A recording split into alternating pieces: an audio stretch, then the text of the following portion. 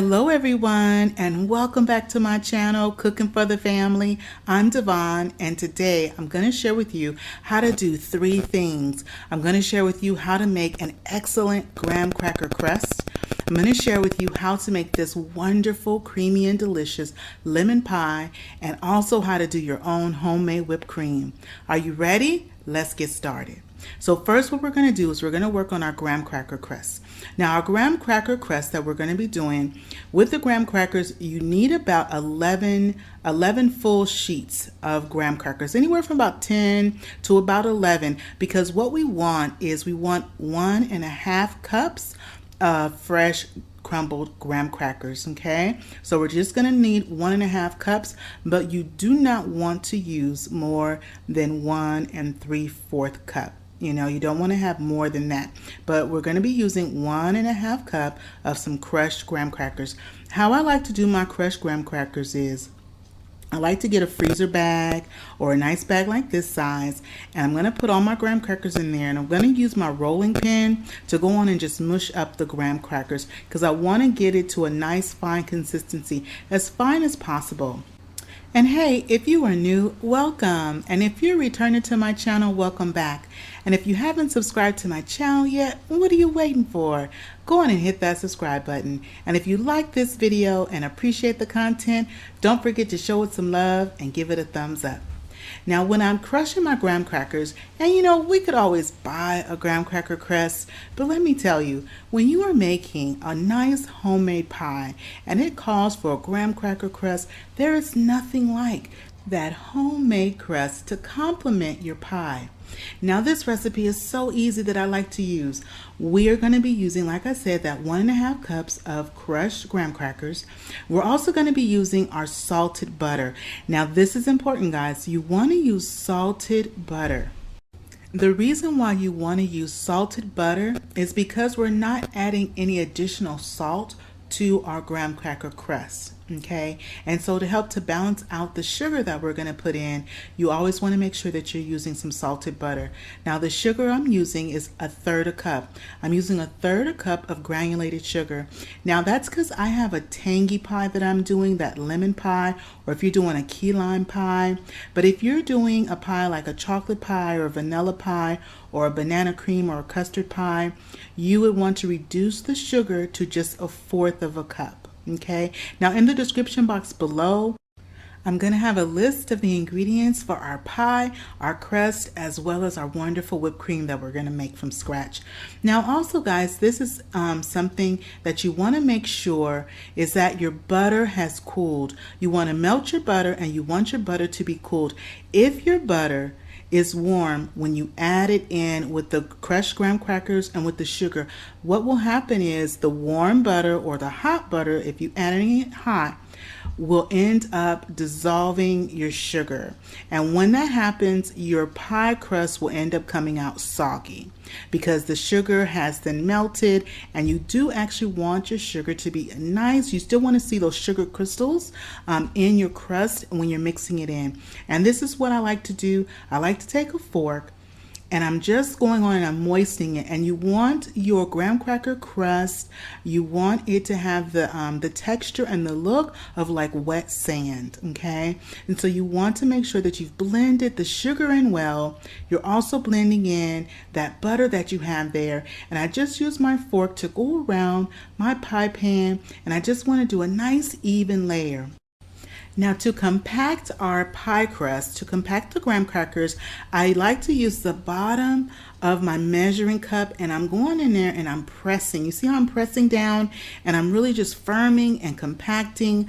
I'm rotating my pie pan every half turn, pressing, and I'm looking to make sure that I don't have any cracks in my crust as I'm pressing it down. You want to make sure that you don't have any cracks in your crust. You want to make sure that if you do get a crack, that you're pressing together to fill in those cracks. Even if you end up with 1 or 2, it's okay, but you don't want the bottom of your pie pan to be full of cracks, because then when you go to cut your pie later, it won't stay together. It won't hold together. Your pie crust will just crumble. And so you want to make sure that you have it compacted as best as possible. I use the edge of my measuring cup, and you see how I'm pressing and bringing up the sides and then just pressing the edges. And see how I have it? It's nice and firm. And this is what it looks like. Now I'm going to bake this in the oven. I'm going to pre-bake my pie pan in the oven, my pie crust in the oven for about 10 to 12 minutes. Now while that's baking, I'm going to go on and start on our whipped cream. Now to make our whipped cream is really simple. What I did was, to get the best out of your whipped cream, you want to definitely have your bowl chilled. So my bowl was in the freezer. And then I have 1.5 cups of heavy whipping cream, and I'm using powdered sugar because powdered sugar dissolves and holds up better in the whipped cream than granulated sugar.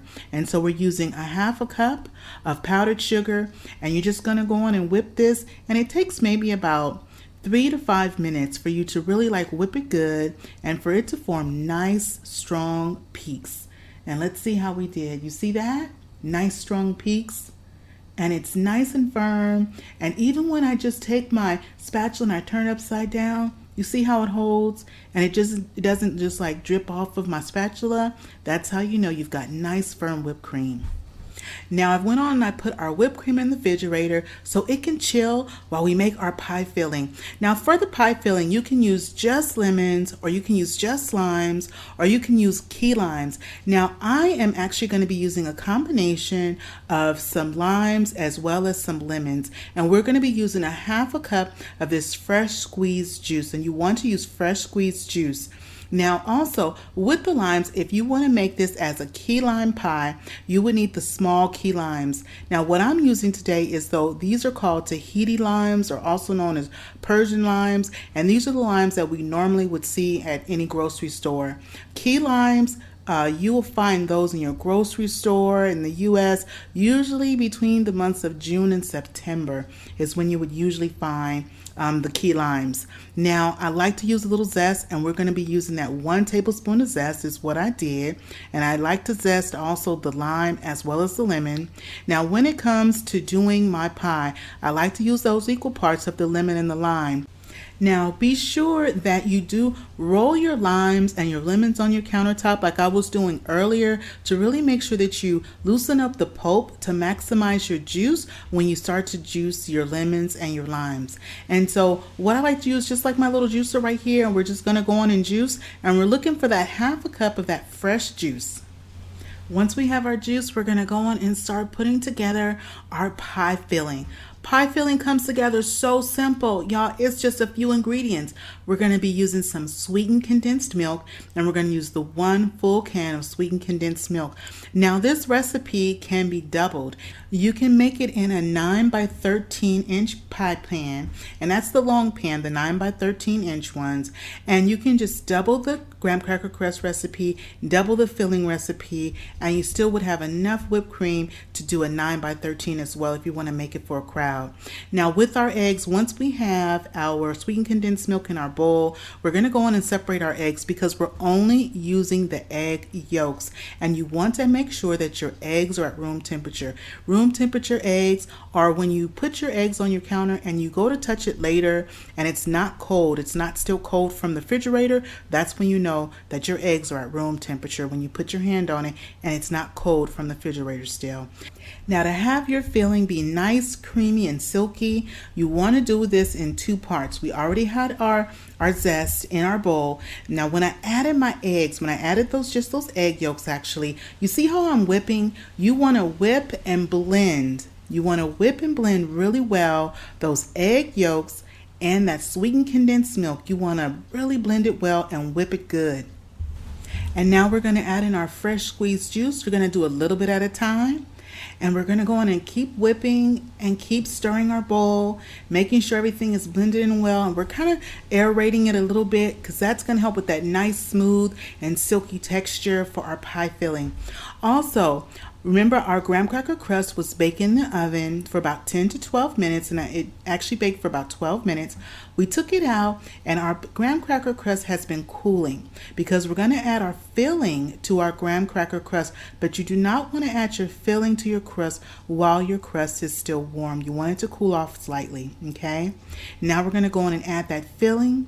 Now, once we add the filling to our graham cracker crust, we're going to put our pie in the oven, and it's going to bake for about 18 to about 23 minutes, but no more than 25 minutes. You're just going to bake it until it sets, and we're going to bake our pie at 350, okay? And so in our pie goes. Now, our pie has baked for 20 minutes in the oven. It has nice and set up. And after it baked in the oven, guys, I went on and I let our pie cool. And I let it cool until it was nice and cool on the bottom to the touch. And then I refrigerated our pie because the lemon pie, it must be refrigerated. So I refrigerated our pie. Our pie was in the refrigerator for 4 hours, but you can also refrigerate it overnight if you'd like. And so I refrigerated our pie, and now I'm going to top it with some of this wonderful whipped cream that we made. And of course, I'm going to cut into it, and we're going to give it a try. We're going to see how nice and silky that filling came out. Oh my goodness. If you look at all that delicious whipped cream right there, oh wow. And of course, we can't just put the whipped cream on, guys. We have to spread it nice and just make this pie look so pretty. Look at that.